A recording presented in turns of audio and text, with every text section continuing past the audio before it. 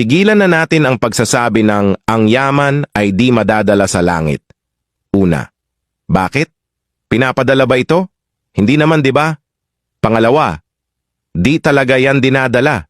Kasi iniiwan yan sa pamilya para di sila maghirap. Pangatlo, di nadadala ang yaman pero maaari mo itong ipamana. Yung kahit alam mong wala ka na pero di sila, pamilya mo, mahihirapan. Pangapat, mabuti ng yaman ang meron ka bago ka umakyat sa langit, kesa naman utang. Maraming tao, mamamatay na lang, pera pa rin ang problema. Stop thinking na pag mayaman masama at pag mahirap mabuti. Hindi tayo nagpapayaman para lang sa sariling kapakanan lang natin. Nagpapayaman tayo para sa pamilya natin. To give them the best life, the best future. To give them the life that they deserve. Being wealthy is a choice. Staying poor is a choice. Kasi madami kang pwedeng gawin para pagandahin ang buhay mo. Nakapag-aral man o hindi, madami kang pwedeng gawing opportunity.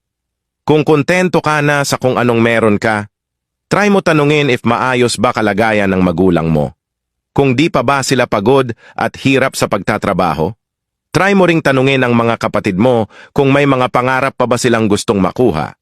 Try mong tignan ang paligid mo. Kung may mga taong maaari pa sanang matulungan mo kung more than pa sa sapat ang meron ka.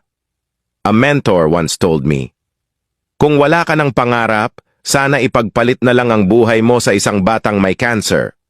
Kasi madaming bata ang may taning na ang buhay pero ang taas-taas pang mangarap.